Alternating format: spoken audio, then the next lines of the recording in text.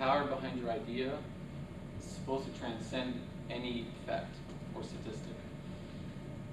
Knowledge is power is a good and wise saying, but today's world is full of knowledge and not much explanation. So what you need is clarity and insight to help people make sense of this information. And to move from negatives to positives, it's actually a natural ability in most successful leaders, where they can see every single situation as a positive, and they see it in a positive way.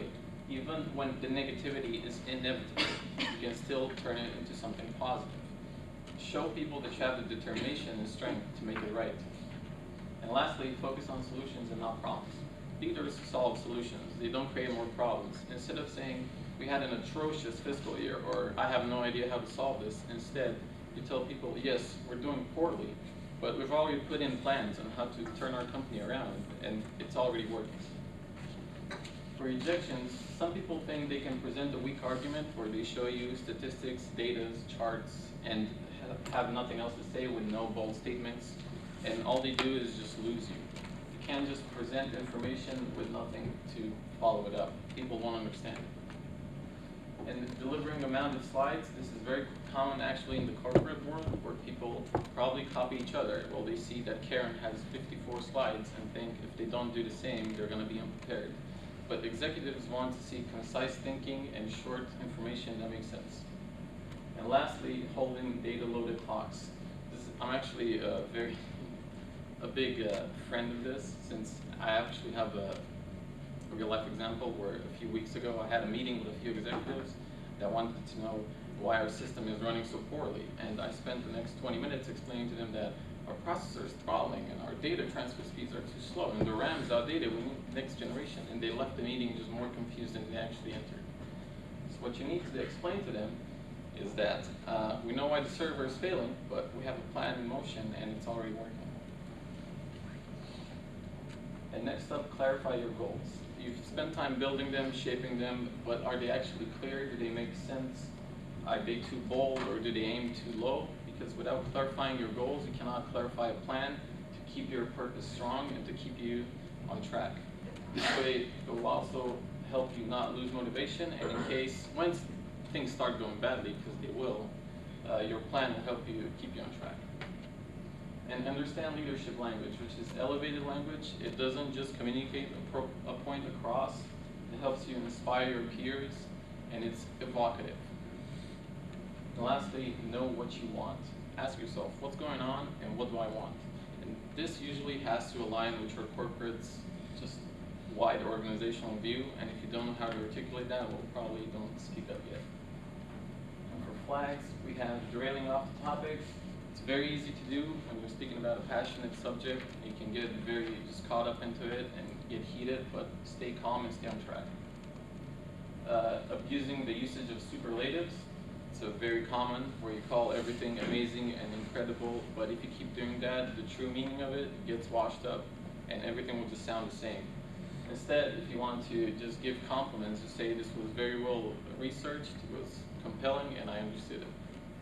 And lastly, the usage of unclear language. Saying stuff like, this is sort of happening, or I don't really know, is not helping anybody. Just be concrete and be on point and don't hold back your words. And for our last timeout, I'll be asking 2 questions.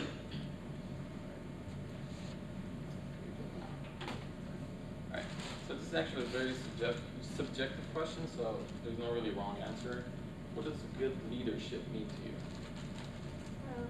Good leadership would be somebody who can effectively lead a team or a person by encouraging them and helping develop that person personally. Right. So she said encouraging your team and helping developing them is good leadership for her. And I have one more question.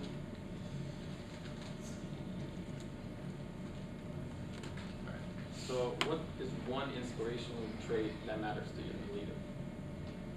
I think, especially as you move up higher in the world of business, a lot of people kind of forget there's people below them.